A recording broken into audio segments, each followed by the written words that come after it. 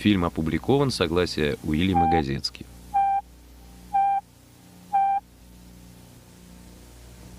Сегодня в программе News Weekend новая наука социокибернетика и ее создатель, выдающийся Жак Фреско.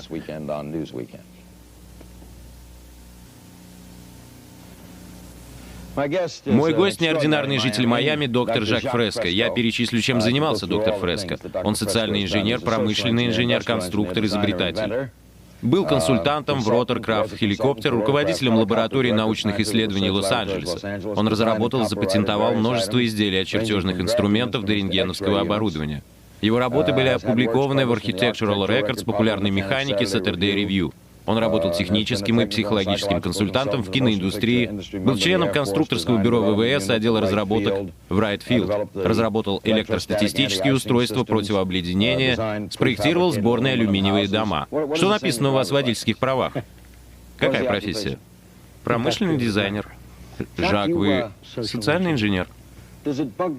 Вас не задевает, что люди, когда они говорят о Жаке Фреско из Майами, отзываются о нем как о человеке, который заглядывает чересчур далеко в будущее? Что-то вроде «мы еще не готовы к такому прогрессивному мышлению». Вас это не задевает?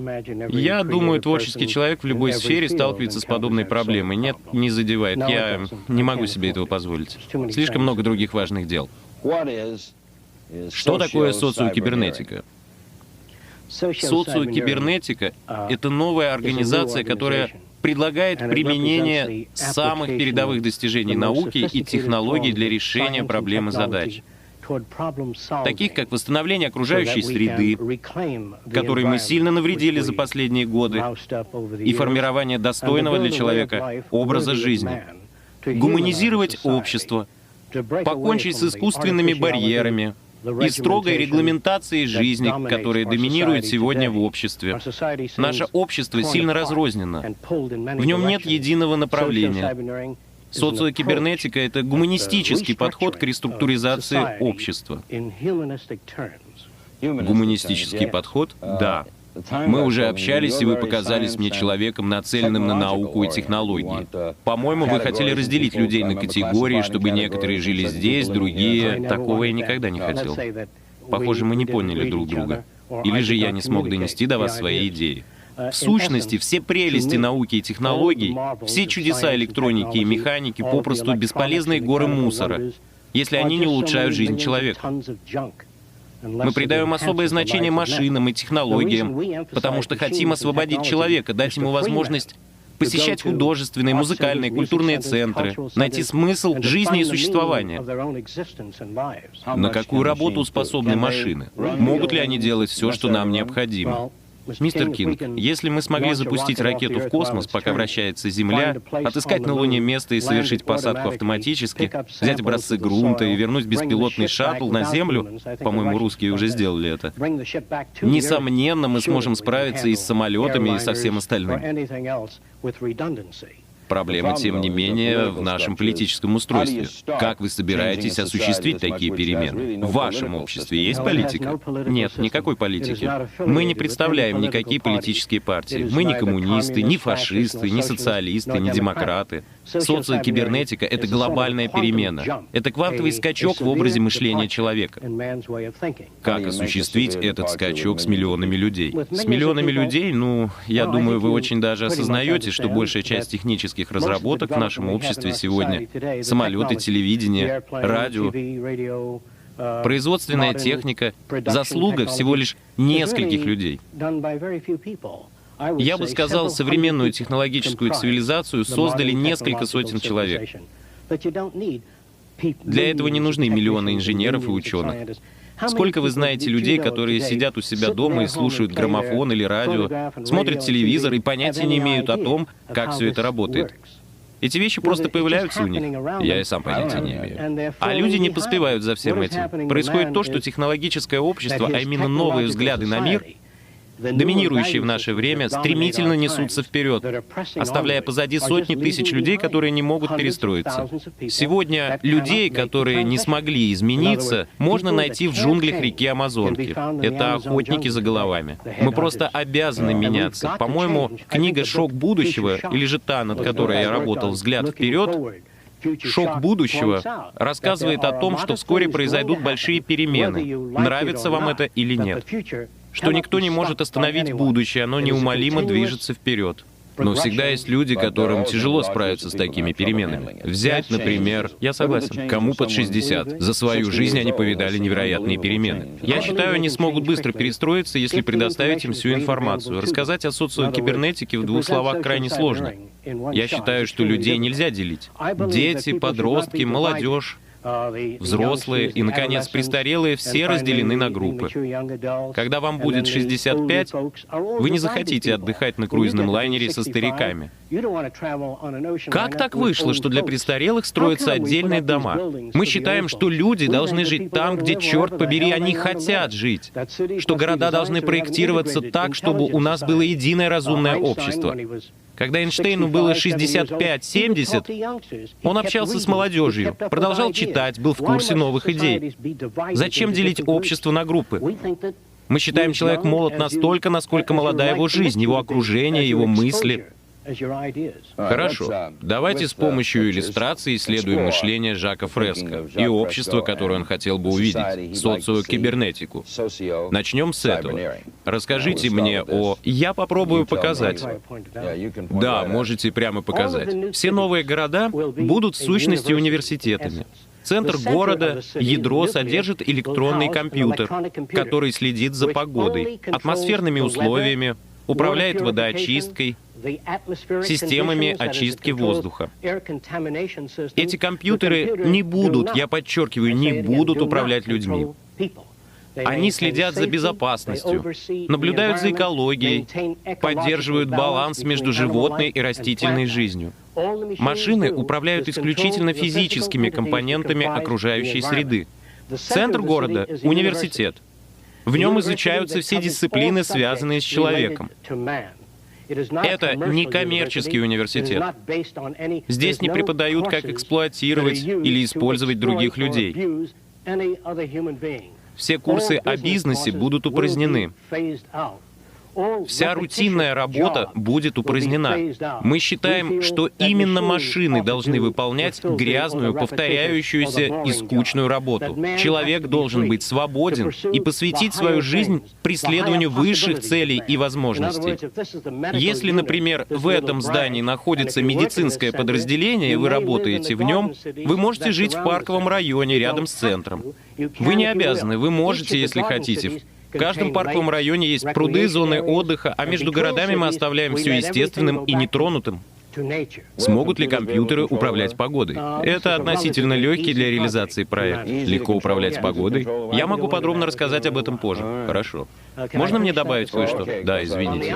На внешнем кольце города располагается сельскохозяйственный пояс. Все пищевые отходы спрессовываются, перерабатываются и выкачиваются в сельскохозяйственный пояс. Не будет ни мусоровозов, ни мусорных свалок. Мы используем все отходы перерабатываются. Это экологическая программа. Хорошо. Это, похоже, город целиком.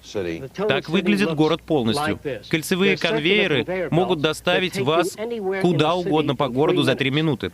Население именно этого города 15 тысяч человек. У нас есть планы и более крупных городов, до 2 миллионов. Все города погружены в прекрасные сады. Здесь нет деревьев, посаженных в ряд. Это не механическая среда. Это по существу город, погруженный в райские сады. Тут озера, зоны отдыха, центры искусств, музыки, культурные центры. Вокруг города проходит сельскохозяйственный пояс, где еда выращивается на гидропонике. Между городами мы отдаем все в руки природы. Олени, койоты. Поддерживается полный экологический баланс. Как выращивается еда?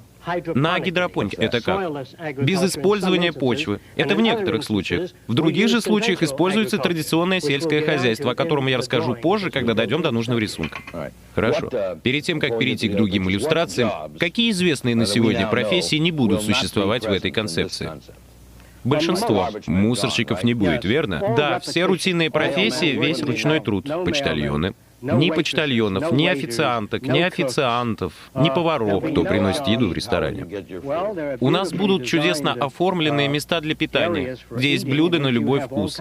Японская, французская кухня, натуральные продукты или же обычная еда, если она вам нравится. Как она попадет к нам? Вот как она попадет к нам. Мы отслеживаем действия повара, то есть записываем на видео самых лучших поваров, которых только знаем. И когда они готовят блюда, мы снимаем каждое их движение, что они делают с продуктами, как они режут морковь, как вам нравится. Затем вы набираете номер 2736 и получаете блюдо на ваш выбор. В стиле шеф-повара Мелони можете даже снять свое собственное блюдо. Я помню, лет 5 назад я посмеялся над вами, но сейчас все это звучит вполне правдоподобно. Отлично, идем дальше. Что это? В регионах с высокой плотностью населения, таких как Индия или Китай, мы просто не можем позволить себе строить индивидуальные дома для каждого человека. Нам это попросту не под силу. Население планеты уже превысило точку невозврата. Нам придется унифицировать наши постройки, но не потому, что мне так нравится. У нас нет выбора. Нам придется унифицировать архитектуру, а затем построить художественные, музыкальные центры и сады между городами. Такая постройка в Индии заняла бы всего лишь 10 километров, а далее шла бы сельская местность, озера и туристические зоны. Но если позволить городам разрастаться, как это сейчас, мы испортим природу всего региона. Вы уверены, что люди не развяжут войну друг с другом, и вы сможете начать строить все это? У нас не такой уж и большой выбор. Мы либо сделаем это, либо уничтожим друг друга. А это выглядит как какой-то подводный стадион. В таких местах, как Паникамп-парк, мы можем построить циркулярные города в море, где глубина около 10 метров. Окна большей части квартир будут выходить прямо в море. Вы сможете наблюдать за морской жизнью и проплывающими мимо рыбами. Не будет ни зоопарков, ни морских аквариумов. Вы сможете наблюдать за флорой и фауной в естественных условиях. Можно будет плавать на лодках, нырять с аквалангом. Центры развлечений и университеты будут прямо в море. Социокибернетика охватывает все социальные сферы. Вы сделали все эти рисунки? Да.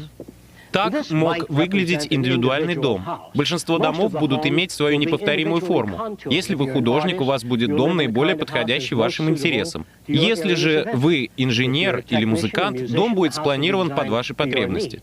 Большинство домов будут самостоятельно обеспечивать себя энергией. Тепло от солнца падает на вашу крышу и понижает температуру внутри дома. Солнечный свет будет рассеян по внутренним стенам, которые покрыты слоем фосфора. Комната будет светиться мягким сиянием весь вечер, не расходуя ни электричество, ни какую-либо другую энергию.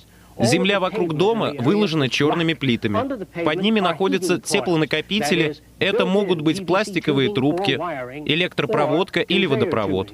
Когда солнце попадает на плитку, мы получаем всю необходимую горячую воду без сжигания какого-либо топлива. Этим мы сберегаем энергию по всему миру с очень малыми затратами. Кто будет платить за все это? Где взять на это деньги? Если взять все золото, все денежные запасы страны, все долговые бумаги, все земельные облигации, все бриллианты и кольца, и утопить их в море, то мы нисколько не обеднеем, пока у нас остаются наше мышление, наши технологии и ресурсы. Богатство Америки не в ее золоте, не в ее банках. Это неправильное учреждение. Материалистически ориентированное и основанное на деньгах общество всецело неправильное общество. Через 10-15 лет мы войдем в историю как общество с самыми низкими темпами развития человека. У нас есть умы, навыки, технологии и способности построить совершенно новую цивилизацию. Вы считаете, что мы приучаем людей к соперничеству?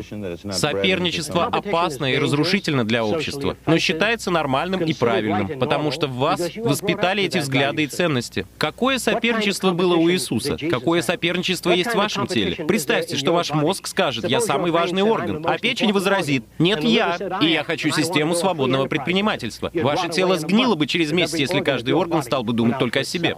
Это что? Некоторые люди будут жить в домах несколько иного внешнего вида. Спектр того, что вы называете индивидуальностью, будет очень широким. Предназначением городов будет развитие индивидуальности, творчества, мышления и желание ставить все под вопрос, бросать вызов любым идеям. Это не утопический город. Этот город открыт для развития любых идей, для изменений в наших концепциях сразу, как только понадобится их изменить. А здесь сразу 3 дома. Строения будут всесторонними. Все здания будут сейсмоустойчивыми, огнеупорными, антитермитными и ударопрочными, так как будут стоять на специально спроектированных песчаных платформах, чтобы толчки земли не передавались строению напрямую. Пожарной охраны не будет, потому что в конструкции нечему будет гореть. Не будет телевизоров, радиоприемников, магнитофонов и проигрывателей. Их функции будет выполнять центральный компьютер, в котором хранится музыка со всего мира. Вам не нужны пластинки, бобины. Весь этот мусор требует постоянного обслуживания. Все, что вы хотите, это вашу любимую музыку. Вы набираете номер и получаете ее. Вам не придется ездить за пластинками или хранить их. Вы живете в неразумном мире. Мы все дублируем. Это как устраивать телестудию в каждом доме или в каждой квартире. Вам же нужна только музыка или телепрограмма. Надо будет лишь набрать номер. Для этого и нужны компьютеры. Они не управляют вами, они обеспечивают вас музыкой и телевидением. Но нужен же будет телевизор, чтобы смотреть программу. Нет, потребуется только плоский экран. Плоский экран? Плоский экран. Он будет встроен в стену. Телевизор только место занимает. У вас не будет и магнитофона. У вас будет только ваша любимая музыка. Вы читали «Этот идеальный день» Айры Левина? Нет, не читал. У него было общество, в котором компьютеры, помимо прочего, управляли и людьми. Я против этого. Категорически против. У него, если вы приболели, нажимаете на кнопку и... Я против этого. Это слишком напоминает 1984 и «О дивный новый мир». Это негуманно. Все наши города будут отделены друг от друга километровой природной зоной с естественным экологическим балансом. Озера, холмы, долины. Звери между городами вернутся к естественным условиям. Что будет с транспортом? Центры городов будут соединены либо цикличными элеваторами, либо линейным транспортом. Не будет ни шоссе, ни автомобилей, а следовательно и автомобильных аварий. Нет автомобилей, нет аварий. Мы предлагаем непрерывный транспорт. Не надо будет ждать автобуса. Будут непрерывно движущиеся конвейеры. Когда я упомянул деньги, вы сказали, что они не важны. Кто тогда будет строить, к примеру, первый город? Это членская организация. В таких организациях членский взнос составляет примерно $10 в год, за что участник получает буклет с информацией и ходит на собрания. Но настоящее финансирование осуществляется со стороны государственных организаций и частных фондов. С ними мы сможем построить первый город, решить вопросы с транспортом, создать совершенно иную среду. Уже после постройки первого города мы ожидаем резкий прирост новых участников. Людям трудно сразу понять социокибернетику, потому что она не похожа ни на что знакомое. Здесь точно потребуются перемены в мышлении. С вами не скучно, Жак.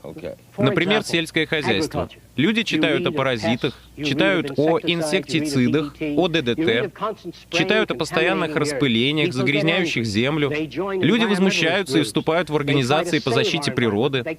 Они хотят спасти нашу окружающую среду, но у них нет полезных предложений. В социокибернетике есть планы для решения всех известных проблем. Например, все сельское хозяйство можно закрыть либо пластиком, либо стеклом, которое пропускает ультрафиолет. Этим мы остановим набеги насекомых на растения.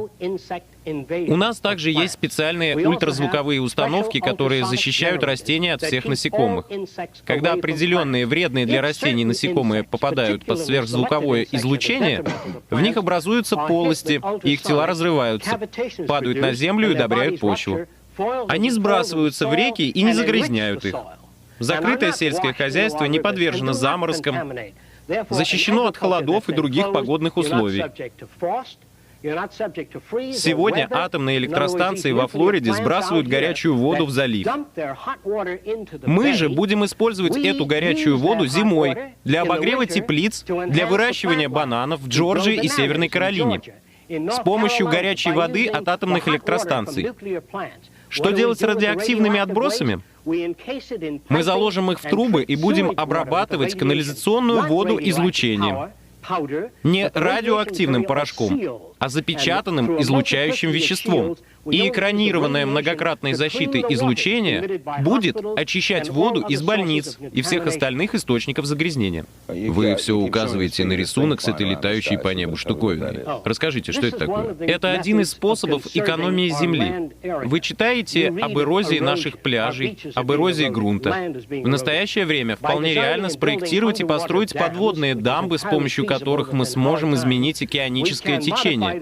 Можно построить подводные дамбы в океане и использовать японское течение, обогатить воду кислородом, предотвратить цветение воды.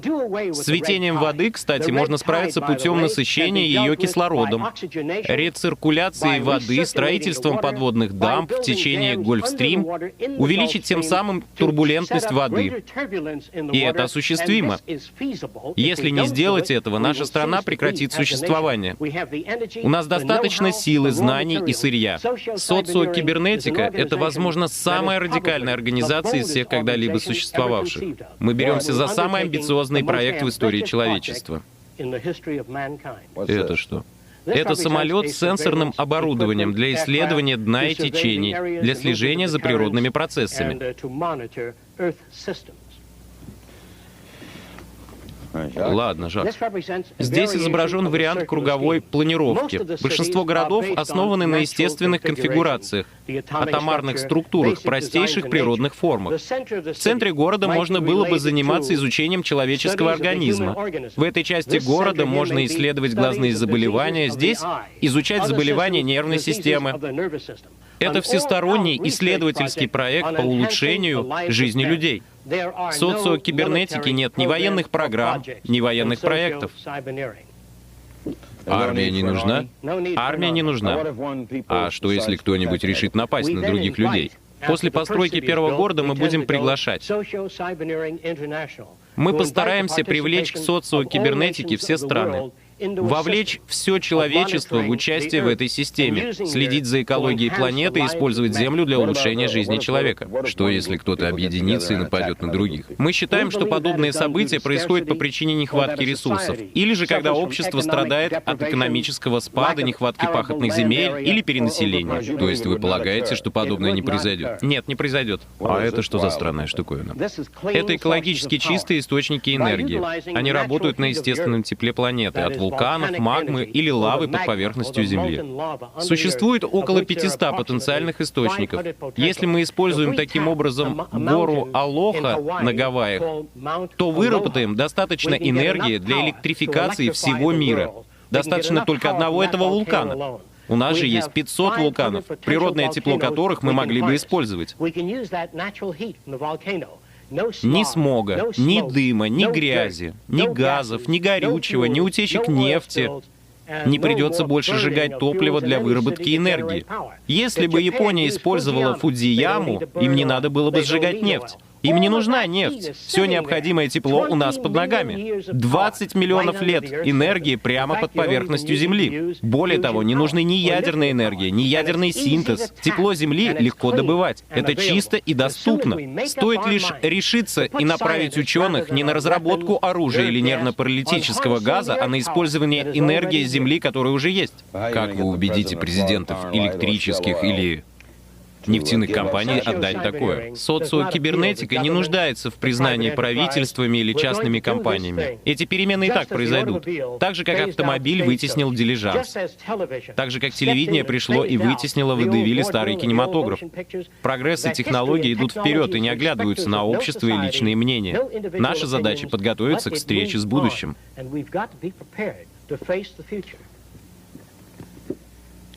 Социокибернетика возьмет на себя самые амбициозные проекты в истории человечества. Здесь изображена подводная дамба в течение Гольфстрим. Эта дамба будет собирать, направлять и распределять морские воды в центрифугальный водослив таким образом, что рыбы и морская живность будут отделены от лопастей турбины. Гольфстрим будет производить энергию с целью насыщения воды кислородом, предотвращения гниения воды, для ловли океанической рыбы, слежения за морской живностью, поддержки экологического баланса между всем океаническим миром и континентами.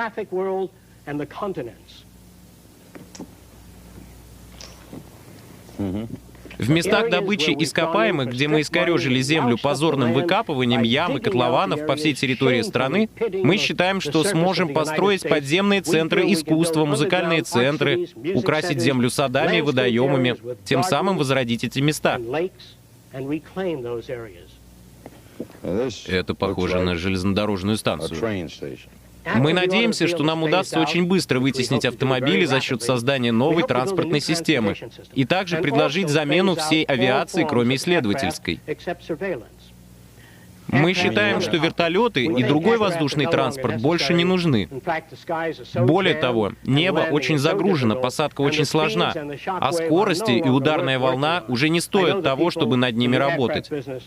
Я знаю, что люди в авиационном бизнесе этого не понимают и не хотят понимать, потому что каждая организация старается сохранить себя. Мы надеемся постепенно отказаться от самолетов, создав транспорт, который сможет двигаться со скоростью до 3000 км в час, паря над магнитным полем или на воздушной подушке. Эти огромные поезда будущего будут оснащены телевидением, радио, развлечениями, центрами искусств, обучающими классами, а не просто расставленными в ряды сиденьями, как в поездах сегодняшнего, очень регламентированного общества. В нашем обществе будут другие транспортные средства. Если нужно высадить 40 или 50 человек, поезд замедляется до 160 км в час, пассажирская секция поднимается, либо сдвигается в сторону, и на ее место встает новая секция с отбывающими пассажирами. Не придется останавливать поезд или сажать самолет. Сегодня, если сходят 3 или 4 человека, самолет вынужден сделать посадку. В будущем же мы сможем просто отсоединить секцию с выходящими пассажирами или доставленным грузом. Как можно будет добраться, скажем, из Майами в Лондон? Для этого есть подводный проект, в котором тоннели закреплены на глубине 40 метров под поверхностью моря. Таким образом, мы избавимся от большей части надводного транспорта, который сильно зависит от погоды и всего остального. Это часть линейно ускоряющегося поезда, который доставит вас в любую точку мира всего за несколько часов, с комфортом, без снега и дождя и страха потеряться в море. Достаточно ли у нас знаний, Жак, чтобы построить все это уже сегодня? Или же вы лишь предполагаете, что мы сможем сделать это в будущем? Нет. У нас достаточно знаний, чтобы построить все это уже сегодня.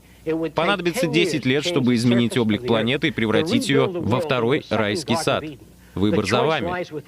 Глупость гонки ядерных вооружений, разработка оружия, попытки разрешения проблем политическим путем, выбирая ту или иную политическую партию, вся политика погрязла в коррупции. Я повторюсь, коммунисты, социалисты, фашисты, демократы, либералы. Мы же хотим привлечь всех людей, все организации, которые верят в лучшую жизнь. Нет проблем чернокожих или поляков, евреев или греков, или проблем женщин, есть общечеловеческие проблемы. Приходите, присоединяйтесь к социокибернетике и работайте. Мы не разделяем общество на группы или слои. И никакого контроля рождаемости? Контроль за рождаемостью зависит от образования. Мы считаем, образованное население не нуждается в контроле. Вы не будете запрещать секс? Нет, сэр. Хороший ход, Жак. А это что? Некоторые люди захотят жить далеко за городом. Как далеко от города вы захотите жить, зависит от вашей системы ценностей и стиля жизни. В этом обществе нет ограничений. Это не 1984. Это не «О дивный новый мир», а что-то абсолютно новое. Мы бы хотели, чтобы вы ознакомились с социокибернетикой. Я позже сообщу адрес для тех, кто захочет узнать больше. А здесь вообще что-то странное. Некоторые захотят жить в домах другого типа. Меня, например, интересуют глобальные проекты экологические изменения, поэтому стены моего дома будут оснащены панорамными экранами с информацией, которая мне интересна. Ваш дом может быть другим. Он будет спланирован под ваши потребности. Дома будут литыми. Никто не будет платить строителям? Нет. Зачем они тогда будут строить? Они строить не будут. Дома будут создаваться в устройствах, которые могут формировать дом каждые полчаса путем надувания из плоской пластиковой заготовки. Таким образом будет получен не только дом, но и мебель, которая будет окрашена также автоматически. Другими словами, если наша страна собирается просуществовать еще 20 лет, то мы не можем допустить, чтобы унитаз, раковину и душ устанавливал слесарь старым способом, вручную, как это было еще 40 лет назад. Нам придется сделать квантовый скачок, отлить, скажем, 15 видов ванных комнат. Вы выберете ту, которая вам нравится. Она моет и сушит себя сама и будет установлена в вашем доме согласно вашему выбору. Как трудно будет все изменить. Ваши рассказы звучат захватывающе, но чтобы осуществить что-либо из этого, потребуется, как мне кажется, изменить самого человека, изменить систему ценностей. Как? Мы считаем, что если достаточно людей знакомиться с социокибернетикой и начнут задаваться вопросами о человеческом поведении, о новых знаниях, я буду рад рассказать обо всем, но у нас не хватает времени на подробности. Людям не потребуется много времени, чтобы измениться. Общество приучило американцев каждый год приобретать новый автомобиль, новый телевизор или магнитофон. Мы чертовски радикальны, но наши политические и социальные институты не изменяются. Именно здесь мы и топчемся на месте. Потому что каждый раз приравниваем любую новую идею к коммунизму или ограничению свобод. Потому что нас воспитали бояться всего нового. Я же думаю, что Иисус был радикалом. Он привнес новые идеи, но людям понадобились тысячи лет для того, чтобы научиться ценить идеи. Они до сих пор их не поняли. Именно. Это что за гигантская ступня? Эта гигантская ступня на самом деле аэродинамическая труба вертикальной позиции. Если построить 6 таких неподалеку от Лос-Анджелеса и Нью-Йорка и разогнать воздух внутри труб турбинами, пропускать его при низкой температуре через электростатические фильтры, можно очистить воздух от твердых частиц, газов и других веществ. За 1 год можно очистить весь воздух в Лос-Анджелесе и Нью-Йорке, а затем убрать эти сооружения и построить на их месте зеленые города. Не надо ждать, пока природа сделает это сама. Мы ее загадили. Нам же и придется ее очищать. Подобно военной программе. Перед тем, как показать последнюю иллюстрацию, просто для того, чтобы вы знали, многое из этого может показаться вам чудесами, как, впрочем, и мне. Однако доктор Фреско — уважаемый социальный инженер, промышленный дизайнер, проектировщик и изобретатель, доктор наук по эргономическому конструированию. Он работал над многими проектами от противообледенительных систем до сборных алюминиевых домов. Сконструировал системы для бесшумных и экологически чистых самолетов, написал книгу «Взгляд вперед». Он преподавал социологию будущего на кафедре социологии в Принстоне, выступал на Вашингтонской конференции по экологии, преподавал в колледже Квинс в Нью-Йорке, во Флоридском университете, в Калифорнийском, разработал различные устройства от чертежных инструментов до рентгеновских аппаратов, так что не стоит относиться к его словам легкомысленно. Если он говорит, что это возможно, значит это возможно. Что это? Многие из вас, возможно, знакомы с гигантскими тракторными установками, предназначенными для транспортировки космических ракет к пусковой платформе. В далеком будущем, возможно, в следующие 15-20 лет, могут быть построены огромные тракторы со встроенными ядерными реакторами, которые смогут проплавлять в земле каналы и транспортные пути. Мы можем придавать земле форму с помощью ядерной энергии.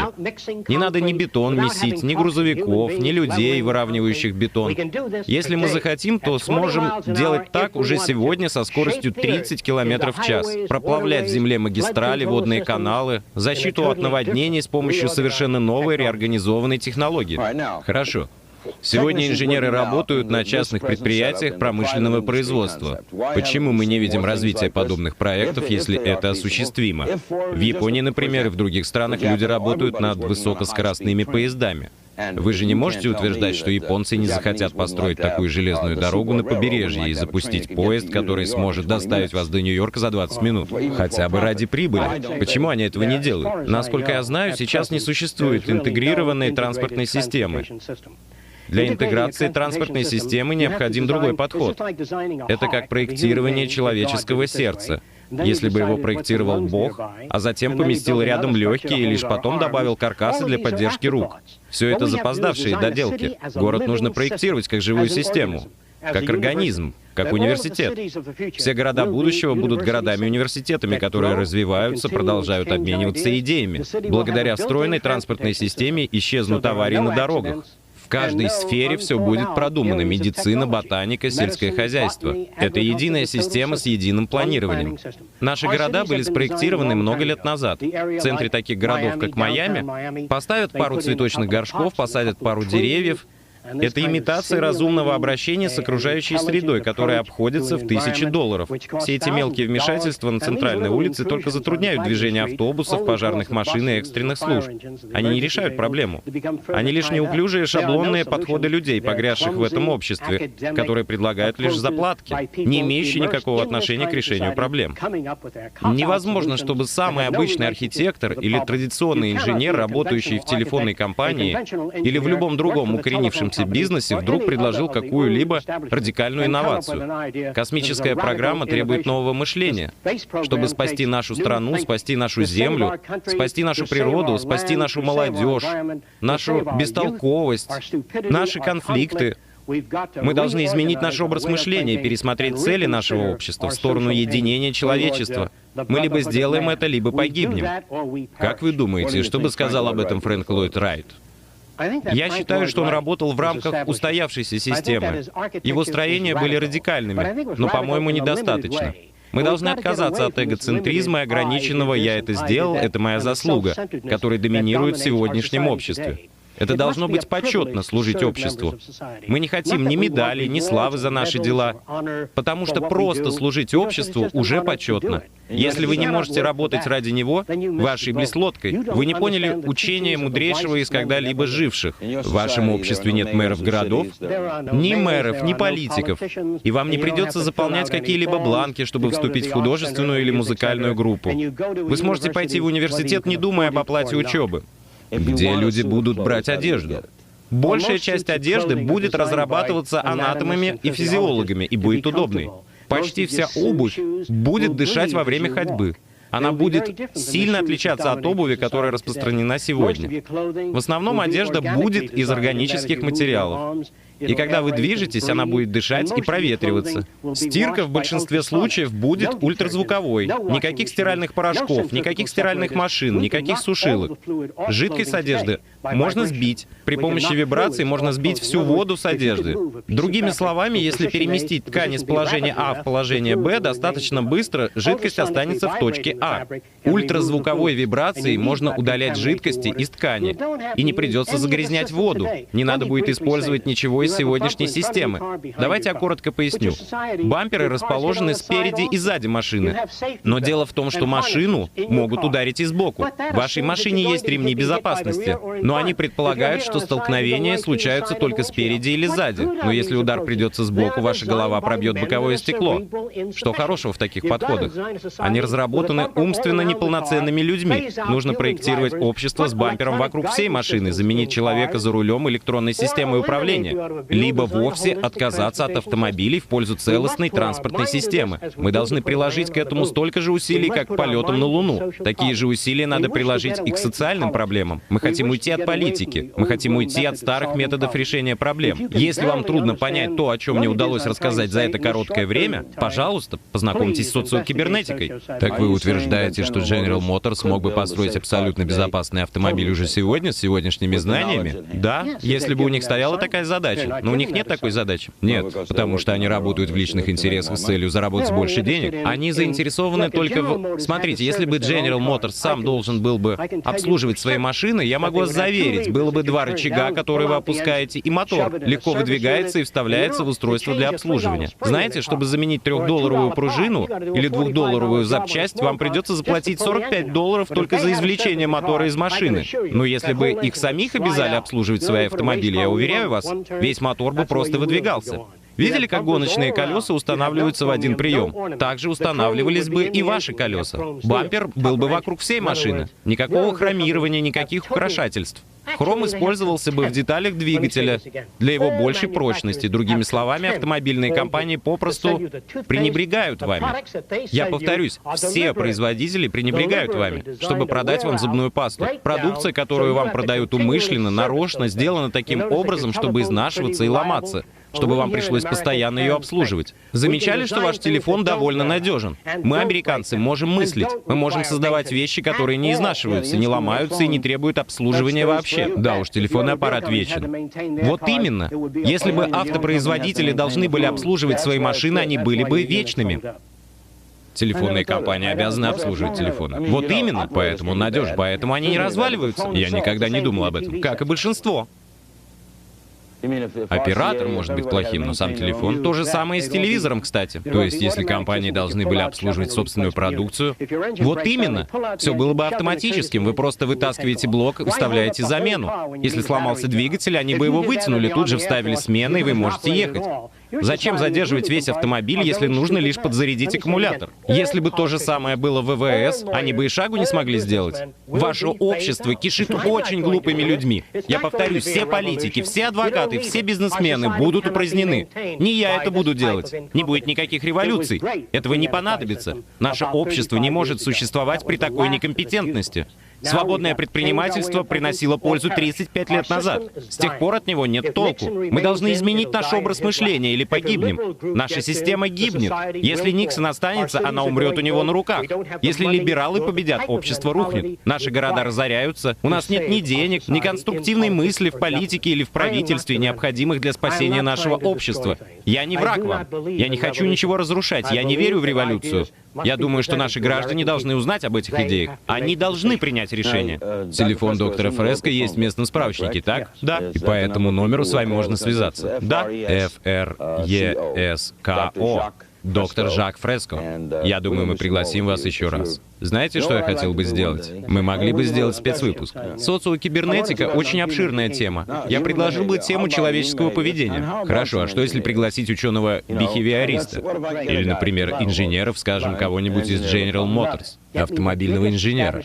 Вам понравится? Дайте мне самых больших шишек, которых сможете найти. Банкиров, экологов, экономистов. Жаль, что не смогу выразиться хорошим словцом на телевидении, но я бы с ними побеседовал. Я мог бы рассказать вам многое. О денежной системе, обо всей этой затее с девальвацией. Никто не понимает, в чем ее смысл. Все думают, что это очень сложно. На самом деле все просто. И я расскажу вкратце, если еще есть время, что происходит. Если бы остров, схожий с Гаити, обладал активами на несколько миллионов долларов, если бы они пошли дальше и напечатали больше денег, чем могли бы обеспечить этими активами или золотом, их деньги не имели бы никакой ценности. Если бы маленький островок, скажем, Санта-Крус, напечатал кучу денег, и кто-то захотел заплатить такими деньгами в США, даже если бы печатные станки работали днем и ночью, эти деньги ничем не обеспечены, поэтому ничего не стоят. Вся ваша банковская система прогнила напрочь. Ваши кредитные институты развалили систему. Но никто вам не рассказывает, что с ней не так. Поэтому вам и кажется, что все в порядке. Я никого не боюсь, я ни на кого не работаю. Никто меня не уволит, у меня нет начальства. Единственное, что может произойти, меня посадят в тюрьму. Что ж, много книг еще не написано. Мне будет чем заняться. Я не боюсь. Я боюсь жить в обществе, в котором мы живем сегодня. Следуя тем же путем, мы протянем еще лет 25 до полного уничтожения экологии. Осталось 7 лет до массового голода. У нас очень мало времени. Ценность Америки, ценность валюты. Доллар ведь не обеспечен золотым запасом. Доллар держится лишь на вере в нашу страну и ее промышленность, не так ли? Нельзя строить страну на вере, необходимо обеспечение ресурсами. Но ведь если французы ценят доллар, значит он обеспечен их признанием ресурсов Америки. Это значит лишь, что доллар приносит какую-то пользу Франции. Интерес одной страны к другим странам всегда собственный интерес. Когда мы отправляем послов в другую страну, на первом месте стоят наши собственные интересы. Что будет с другой страной, второстепенно. У нас нет ничего, кроме крайнего материализма, который доминирует сегодня в нашем обществе. Вы имеете в виду все страны? Да, все до единой. Это была наука, социокибернетика. Рядом со мной доктор Жак Фреско. Я Ларри Кинг.